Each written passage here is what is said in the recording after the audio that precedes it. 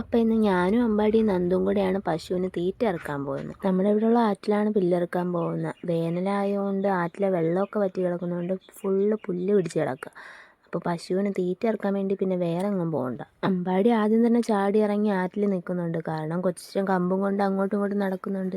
ഈ പണിക്കവന്മാരെ കിട്ടാറില്ല. അടിയും കൊടുത്താണ് പുല്ല് കണ്ടിക്കാൻ വേണ്ടി. രണ്ട് കത്തിയിലൊരെണ്ണം കാണാനില്ലാത്തതുകൊണ്ട് രണ്ടുപേരും അങ്ങോട്ടും ഇങ്ങോട്ടും മാറി മാറിയാണ് പുല്ല് കണ്ടിച്ചോണ്ട്. രണ്ട് കത്തി ഇല്ലാത്തതുകൊണ്ട് തന്നെ നന്ദുവിന് നല്ല സുഖമുണ്ട്. അമ്പാടി അതുകൊണ്ട് താഴെ നിന്ന് വഴക്ക് പറയുന്നുണ്ട്, ഇങ്ങോട്ട് ഇറങ്ങി വാടാന്നും പറഞ്ഞു. ദേ പണിയെടുക്കണം. പണിയെടുക്കാത്ത നന്ദു. പണിയെടുക്കാതെ നിൽക്കുന്ന നന്ദു അപ്പോഴാണ് ഒരു കാര്യം ശ്രദ്ധിച്ചത്. താഴത്തെ വീട്ടിലെ കൊച്ച് സൈക്കിൾ ചവിട്ടിക്കൊണ്ടിരിക്കുകയെന്ന്. അതിനെ ഇറക്കി താഴെ നിർത്തിയിട്ട് അവൻ അതിൽ കയറി ഇരുന്ന് ചവിട്ടുന്നുണ്ട്. ആ സൈക്കിൾ ഇനി തിരിച്ച് കിട്ടൂല എന്ന് മനസ്സിലായ കൊച്ച് അവനെ ഇറക്കി മാറ്റിയിട്ട് ആ സൈക്കിളും കൊണ്ട് പോയി. അങ്ങനെ നന്ദുവിൻ്റെ ഭാഗ്യക്കേട് കൊണ്ട് കാണാതെ പോയ കത്തി അവിടെ കിടന്ന് തന്നെ കിട്ടി. കാരണം ഇവൻ തന്നെ കൊണ്ടുവന്നിട്ട് അവിടെ കളഞ്ഞിട്ട് പോയതായിരുന്നു. ഇനി പുല്ലണ്ടിക്കാൻ വരരുത് എന്ന് വിചാരിച്ചിട്ടായിരിക്കും അതവിടെ കളഞ്ഞിട്ട് പോയെന്നാണ് എനിക്ക് തോന്നുന്നത്.